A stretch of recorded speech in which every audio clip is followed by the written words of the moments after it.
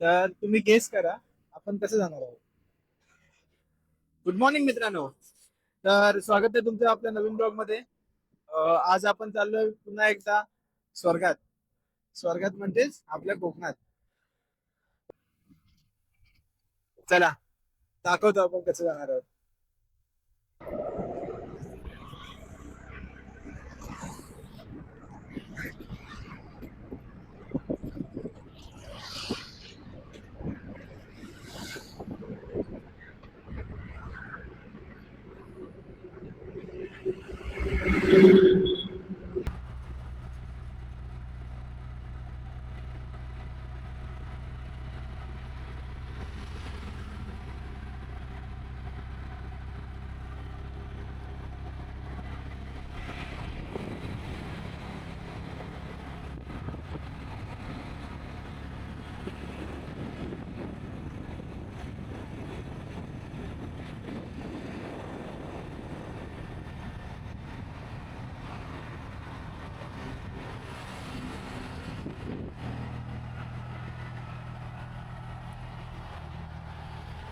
तर आता आपण पोहोचलो आहोत वाशीच्या गाडीवर. याच्यातली ट्रॅफिक तर नाही आहे. ऍक्च्युली टाइमच तसा आहे म्हणूनच आम्ही लवकर निघालो. तर एकदम मस्त वाटतंय कारण थंड थंड हवामान झालं आहे. आता मध्ये तर मुंबईतनं पाऊस तर गायबच झाला होता, पण हार्डली 1-2 दिवसाआधी पावसाने परत सुरुवात केली आहे. तर क्लायमेट तर बघूच शकता तुम्ही कसं झालं.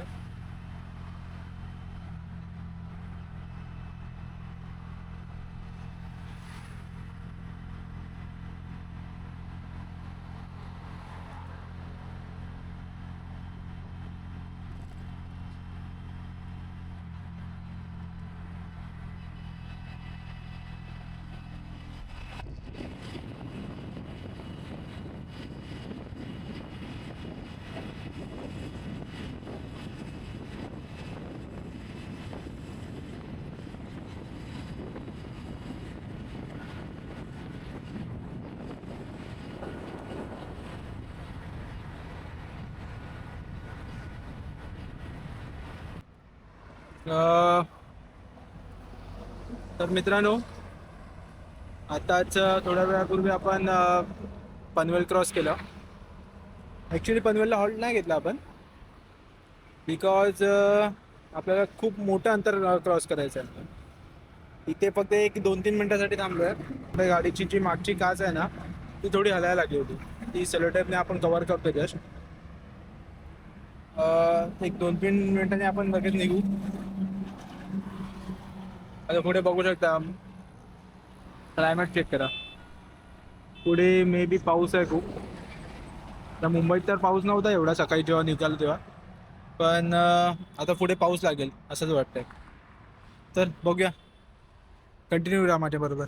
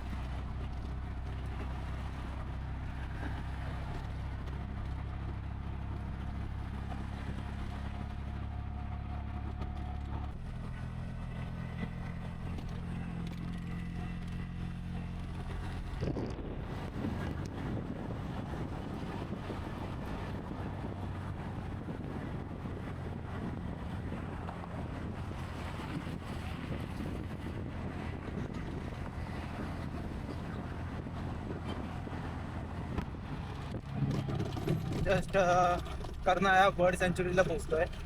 तुम्हाला वाटत असेल ना की हा प्रवास बघितल्यासारखं वाटतोय. तर हो, आपण काही दिवसाआधीच इथे आलो होतो. ते हा प्रवासही केला होता, पण तो आपल्या मित्राच्या गाडीवर नव्हता, बाईकवर होता.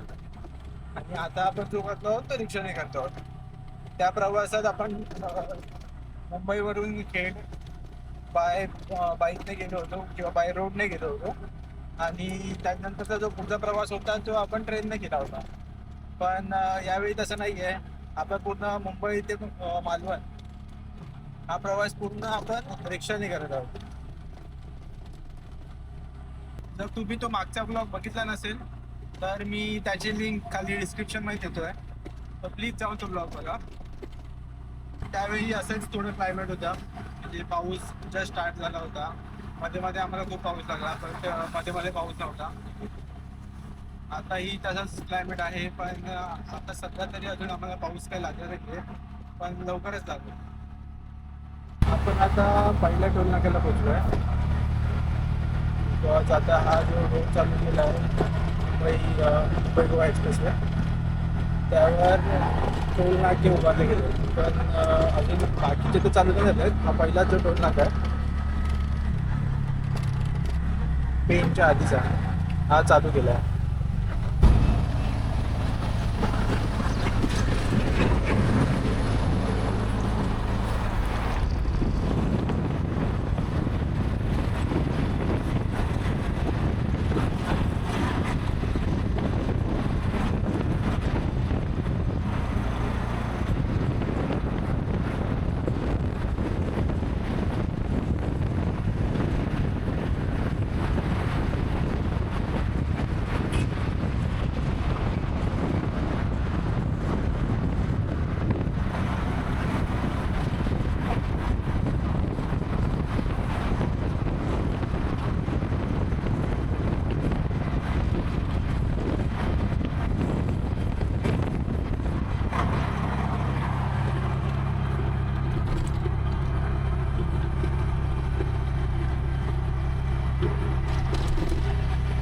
पुढे पाऊस तर खूप आहे असं वाटतंय, बिकॉज एका साईडला तुम्हाला दिसतंय ऊन पडलं आहे आणि त्या साईडला बघा काढून केलं.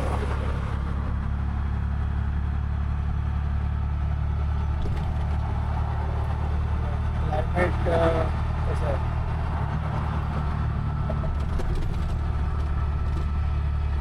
आता आपण जिथे क्रॉस केलाय आणि रोडची कंडिशन बघून असं वाटतंय की आत्ताच जस्ट पाऊस येऊन गेला. बघा रोड बघा पूर्ण होते झाले.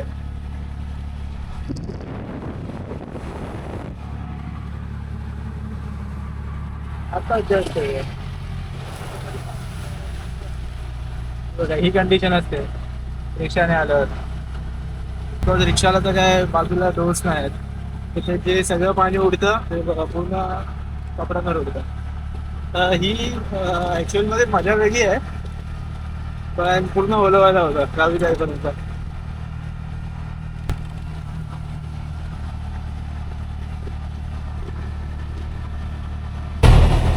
तर जिथे सोडल्यानंतर ना वेस्टर्न एक्सप्रेस आहे. तर जिथे सोडल्यानंतर आपला जो मुंबई गोवा हायवे आहे ते म्हणजे टुवर्ड्स गोवा साईड जाताना एवढे तुला फूड स्टॉल दिसतील ना, तर असं म्हणलं तर नाश्ता करून घेऊया. पण एक होतं ना एक आपण स्टॉप ठरवतो की बाबा या स्टॉपला जाऊनच आपण नाश्ता करू. तर त्याप्रमाणे आम्ही विचार केला आहे की ट्रेनला जाऊनच आपण नाश्ता करायचा. ट्रेन ऑलमोस्ट येईलच. ट्रेन आलं आता इथे एक चांगली प्लेस बघून आपण नाश्ता करून घेऊया. कारण सकाळी आपण नॉर्मली 5 वाजता निघालो आहोत आणि आपण अर्ली मॉर्निंग 5 वाजता निघालो आहोत आणि आता वाजले 8. 3 तास झाले. चांगली प्लेस बघून आता नाश्ता करून घेऊया. खूप भूक लागली.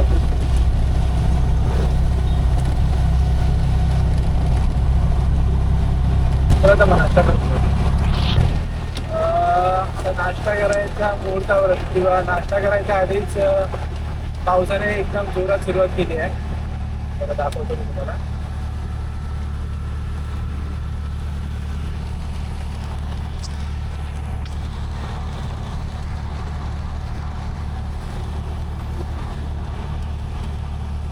खूप जोरात पाऊस चालू आहे.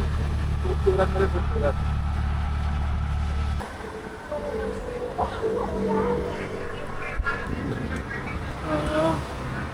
तर जस्ट नागोठने क्रॉस केलं. प्लॅन होता पेनला थांबायचा, पण तिकडे नाही थांबलो, कारण तिकडे तुम्हाला मी जसं दाखवलं खूप पाऊस पडला खूप.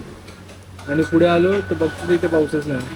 आता इथे इंदापूरला यायच्या आधी थोडाफार पाऊस पडला. तर आता इथे नाश्ता करायला थांबलो आहे. तर नाश्ता करतो आणि पुढचा प्रवास चालू करतो. तर आत्ता जस्ट नाश्ता केला, खूप बरं वाटला, कारण ऑलमोस्ट 4 तासाने आम्ही नाश्ता केला असून. फटाफट निघूया, कारण आपल्याला अजून माणगावला पोचायला मे बी 1 तास लागेल, कारण आपल्याला खूप अंतर आहे अजून. नाही म्हटलं तरी अजून अराउंड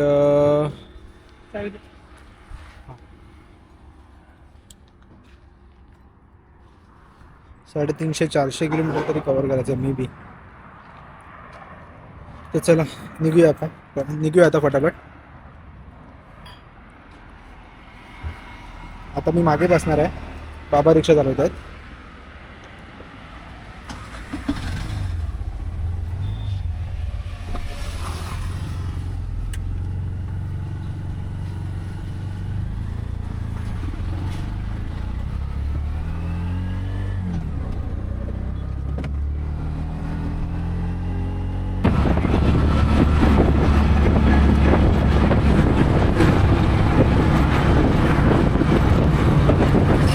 तर आपण आता पोचलो आहोत जस्ट पालिका, म्हणजे पालीचा जो एंट्रन्स आहे तिथे पोचलो.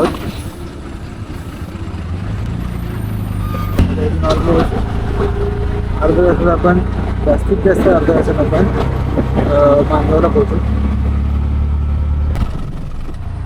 आता एक ते दीड हफ्ता आधी आम्ही जेव्हा रिटर्न येत होतो, म्हणजे मी जो ब्लॉग टाकला होता मी गावी जातोय, तर तसंच येताना मी जेव्हा मुंबईकडे येत होतो तेव्हाही मी रिक्षानेच प्रवास केला होता. तर आपण हे बघा, ही जी जागा आहे,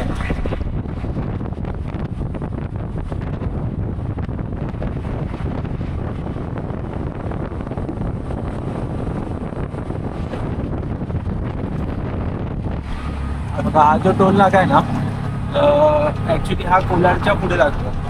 कोलाड रेल्वे स्टेशनच्या पुढे, म्हणजे टुवर्ड्स मुंबई साईडला येतात. तर आम्ही जेव्हा रिटर्न येत होतो तेव्हा काय झालं की आम्ही ही चढण चढलो आणि पुढे रोड बंद केला होता. बिकॉज तुम्हाला माहिती आहे की मुंबई त्या टायमाला, म्हणजे 1 ते 1.5 हफ्ते आधी, म्हणजे ऑलमोस्ट 6-7 तारीखच्या आसपास सगळीकडे पाणी भरलं होतं. तसंच इथेही पूर्ण पाणी भरलं होतं, कमरेपर्यंत पाणी होतं. तर त्यामुळे आम्ही रिटर्न गेलो. इथून रिटर्न जाऊन आम्ही रोह्यातून जाऊन पूर्ण अलिबाग फिरून आम्ही वडखायला बाहेर पडलो. म्हणजे आम्ही इथून रिटर्न परत गेलो 5-10 किलोमीटर. तिथून रोह्यातनं आतमधून गाडी टाकली, रोह्यातनं आतमधून फिरत अलिबागला गेलो. अलिबागमधून आम्ही वडखायला गेलो आणि तिकडून पुढे गेलो. म्हणजे ऑलमोस्ट नाही म्हटलं तर आम्ही 80 ते 90 किलोमीटरचा प्रवास आहे तो वाढला. आणि आता आम्ही तेच विचार करत होतो की एवढी चढण असतानाही तिथे पाणी कसं काय पडलं. तर तुम्हाला जर काय आयडिया असेल तर तुम्हाला नक्कीच कळवा कशामुळे म्हणजे एवढं पाणी भरलं होतं, कशामुळे पुढचे रस्ते बंद केले होते.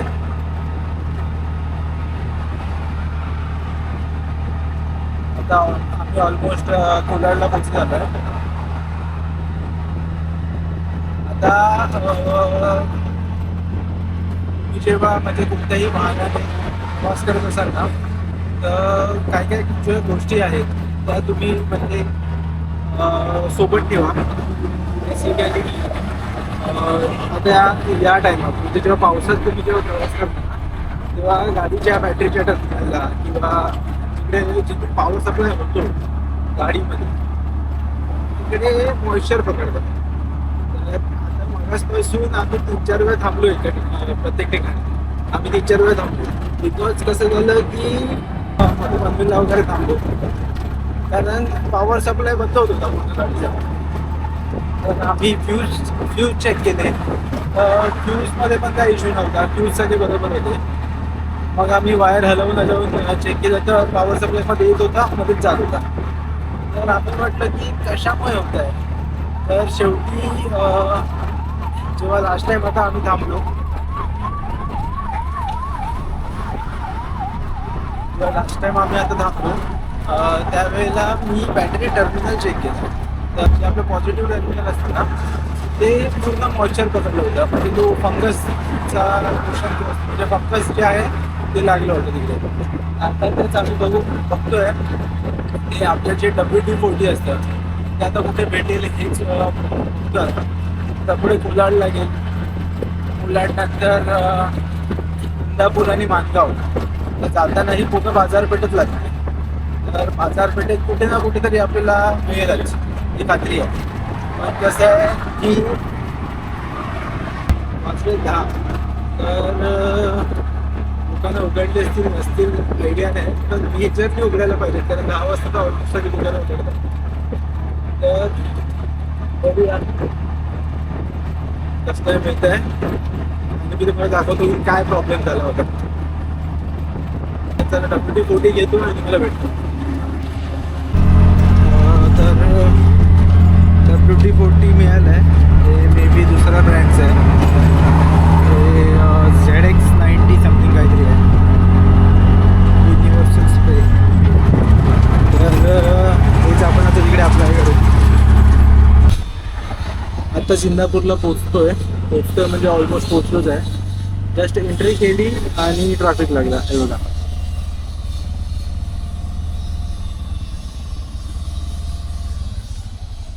पूर्ण कंटिन्यू आता गाड्या आहेत.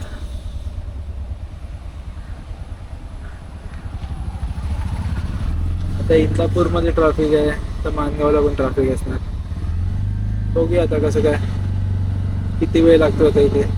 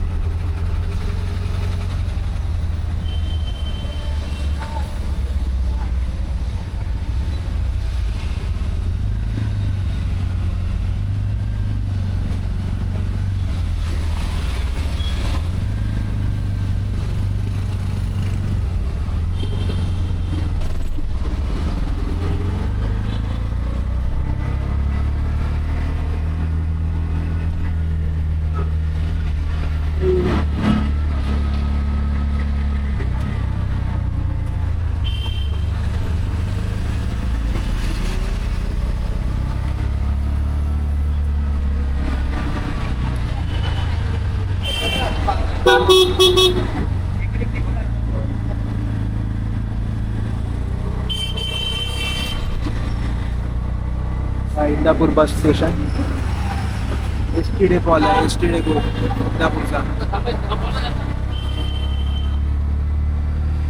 आपलं जे WD-40 होतं ते इथेही भेटलं असतं, पण येताना आपल्याला मध्ये दुकान दिसतं, त्यामुळे आम्ही लगेच थांबून घेतो. मग पुढे थांबायचं विचार. कारण आता इथे मार्केटमध्ये गाडी थांबायची म्हटलं की अजून थांबू. कारण आधीच हा रस्ता एवढा लहान आहे, त्यामध्ये एक गाडी जाऊ शकते, एक गाडी येऊ शकते. एवढाच रस्ता आहे माणगाव आणि इंदापूर, हे 2 सिटीमध्ये असेल. तर तिथे गाडी जाऊन जर काही गोष्टी घेणार त्यापेक्षा आता मागे जिकडे मिळायला ते घेऊन टाकतो.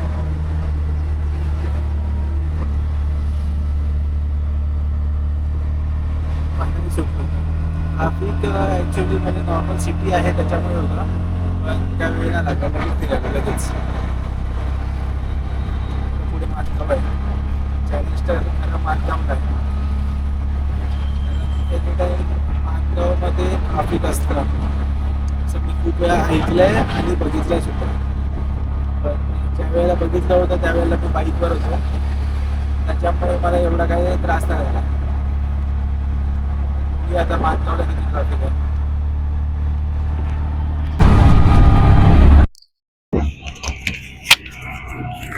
तर तर मित्रांनो, आपण फायनली पोचलोय माणगावला.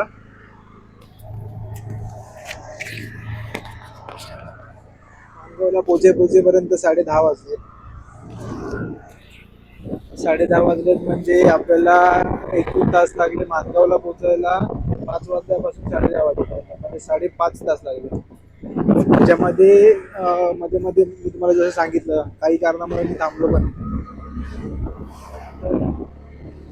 अजून आपल्याला खूप मोठा प्रवास करायचा आहे.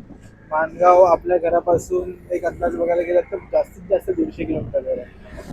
अजून 350 किलोमीटरचा प्रवास बाकी आहे. नाही नाही सॉरी, माणगाव जर बघितला तर एक अंदाज 150-200 किलोमीटर आहे. तरी आपल्याला अजून 300 किलोमीटरच्या आसपास प्रवास करायचा. बघूया किती वेळ लागतो त्याला. माणगाव मध्ये सध्या ट्रॅफिक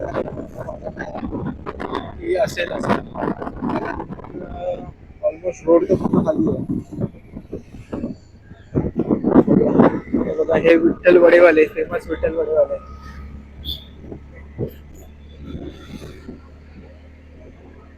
बघूया इथे आता क्लायमेट फॉगी झालंय. फॉगी म्हणजे सॉरी, इथे आता क्लायमेट ढगाळ झाला पूर्ण.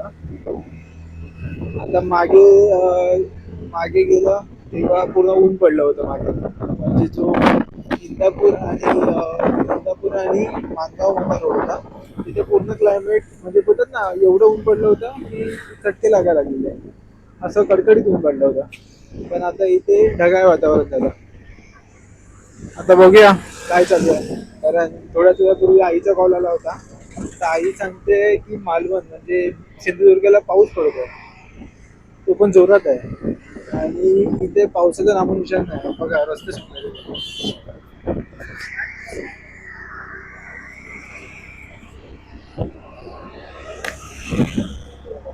पूर्ण पूर्ण रस्ते सुकले. म्हणजे इथे पावसाचं नामोनिशाण नाही.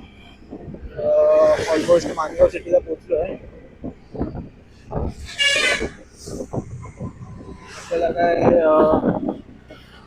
ट्रॅफिक असं तर काय वाटत नाहीये. आपण इझिली सिटी क्रॉस करू आपण अवघ्या 5-7 मिनिटात. कारण जर ट्रॅफिक लागलं असतं तर आता इथून लागलंच असतं. पण तर काय दिसत नाहीये. हो काहीच नाही ट्रॅफिक. चला आपण इझिली माणगाव स्किप करू.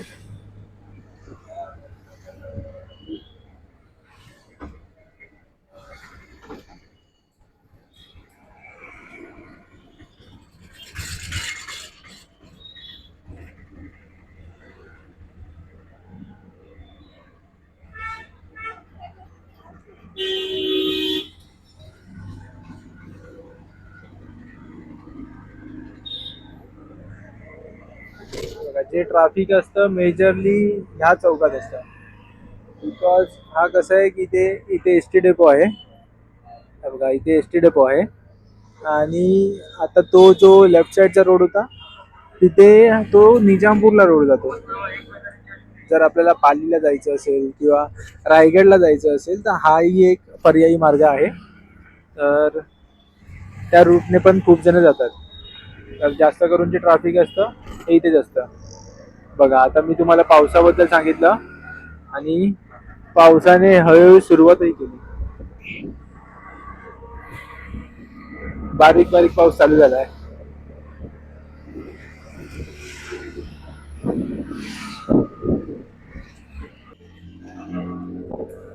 बघा लगेच पाऊस आला आणि गेला सुद्धा. ते बोलत ना एक एकदम मिनिटाची पण सर नव्हती. पण जी सर आली एवढी मोठी पूर्ण आतपर्यंत पाणी आलं. पूर्ण आतपर्यंत एवढी मोठी सर आली आणि आणि पाऊस निघूनही गेला. पण मला असं वाटतं पुढे खूप जोरात आहे पाऊस. कारण जसं आपण चाललोय त्याच साईडने पाऊस पुढे पुढे सरकतो. असं नॉर्मली सर सरळ बघितलात तर तुम्हाला कळून येईलच की पाऊस आहे. बघा विचार करा. जे क्लायमेट होत आहे ना ते एकदम सही होता.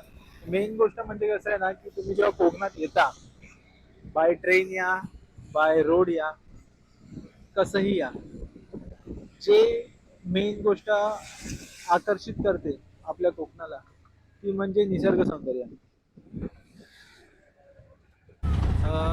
तर जस्ट आर टी ओलाने थांबवलं होतं बघा, इथेच थांबलो होतो बिकॉज हे आपण आता पोचलो आहे महाडला. तर महाडला पोलीस चौकीच्या समोरच आपल्याला थांबवलं होतं. बिकॉज कसं आहे ना, जर तुम्ही मुंबई सोडून, ते ॲक्च्युली मुंबईची रिक्षा आहे, तर मुंबई सोडून जर बाहेर प्रवास करत असाल तर एक टी पी काढावा लागतो. 1 महिन्याचा येतो तो टी पी, म्हणजे टेम्पररी परमिट, की तुम्ही म्हणजे मुंबईपासून ते कोणत्या आर टी ओमध्ये, म्हणजे MH08, MH07, म्हणजे इथून जर तुम्ही रत्नागिरीला प्रवास करत असाल तर ते टप्प्याटप्प्याने तुम्हाला ते मेन्शन करायचं की कुठे कुठे तुम्ही प्रवास करणार आहात. तर तसं ते काढावं लागतं आर टी ओ काढून. आर टी ओच्या वेबसाईटवर तुम्हाला ते अवेलेबल आहे की ते तुम्ही काढू शकता. त्याचे चार्जेस एक हार्डली 300 ते 500 रुपये आहेत. तर ते काढून तुम्ही ट्रॅव्हल करू शकता. तर तेच बघण्यासाठी फक्त थांबवलं होतं. ते जर आपल्याकडे असेल व्हॅलिड तर काहीच इश्यू नाही, कोणीच अडवणार नाही तुम्हाला. तुम्ही हा प्रवास करू शकता.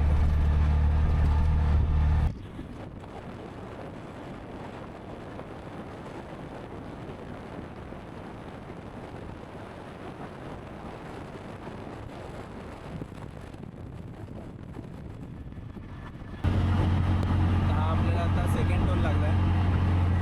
सेकंड टोल नाका महाड क्रॉस केल्यावरती. पोलादपूर 8 किलोमीटर आहे आता इथे.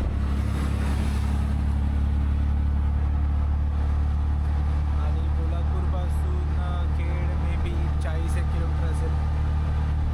आपण अजून एक सव्वा तासात आपण खेडला पोहोचूच. किती वाजले? 11:23 झाले, म्हणजे 12:30पर्यंत तरी पोहोचलो पाहिजे असं वाटतं. किती वाजता आहे?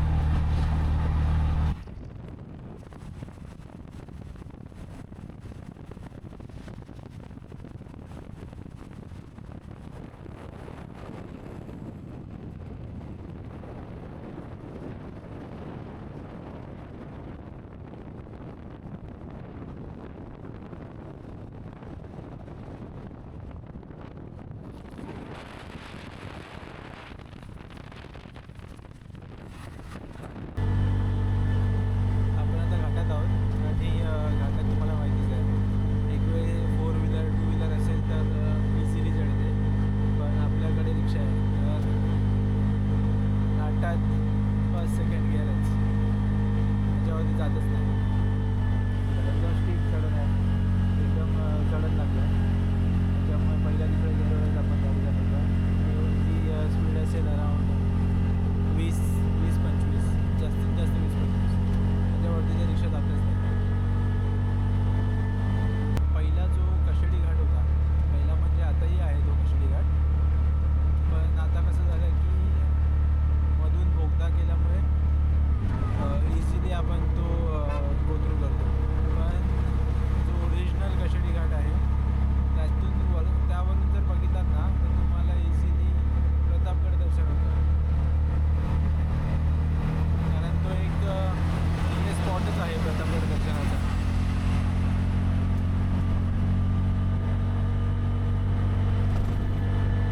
मला मी दाखवतो. आता जो कशेडी घाटाचा रस्ता आहे ना, तो सहजासहजी समजून येत नाही, पण मी तुम्हाला दाखवतो की कसा आहे तो रस्ता. तिथे वरती स्वामी समर्थांचं मंदिरही आहे. जर कधी वेळ मिळाला, टाईम असेल, बाय रोड जर मी आलो तर मी तुम्हाला ते मंदिरही नक्की दाखवेन. आता काही किलोमीटरने आपल्याला कशेडीचा तो बोगदा लागेल. त्या बोगद्याच्या अलीकडे जर तुम्ही मुंबईवर जात असाल तर बोगद्याच्या अलीकडे आपल्याला कशेडी घाटामध्ये जायचा रस्ता आहे. तर तो मी तुम्हाला दाखवतो आता. जर तुम्हाला त्या रूटने जायचं असेल, एन्जॉय करायला, तर तुम्ही जाऊ शकता.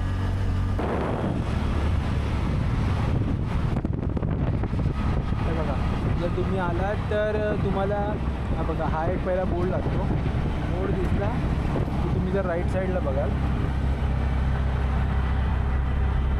दाखवतो.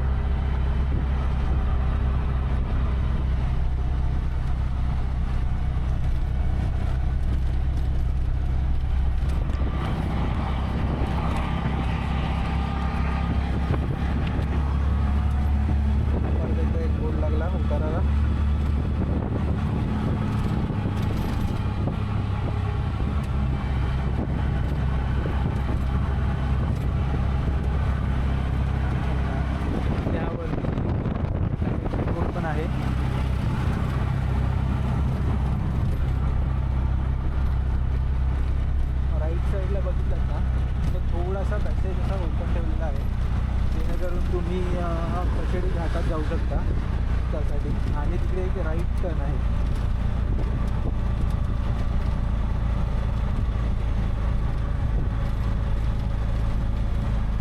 हा बघा, आता जर राईट साईडला तुम्हाला दिसेल, राईट साईडला परत त्यांनी डायरेक्शन वाईज दिलेलं आहे की श्री स्वामी समर्थ मठ कशेडी.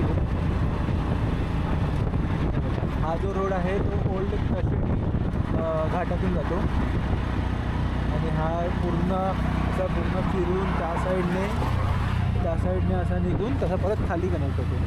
हा जो आता बोगदा केलेला आहे तो डायरेक्टली मधून केलेला आहे, दोन्ही डोंगरांच्या मध्ये. आधी म्हणजे आपल्याला दोन्ही डोंगर आधी क्रॉस करून ठेवावे लागेल. आता हे आपल्याला काही करणं गरजेचं नाही पडत. आता डायरेक्टली बोगदा क्रॉस केलं की जो रस्ता आपण म्हणजे अंदाज बघायला गेला तर 1-1.25 तासात क्रॉस करायचो, तोच सेम रस्ता आपण आता 15 ते 20 मिनटात क्रॉस करतो. जास्तीत जास्त 15 ते 20 मिनटात क्रॉस करतो.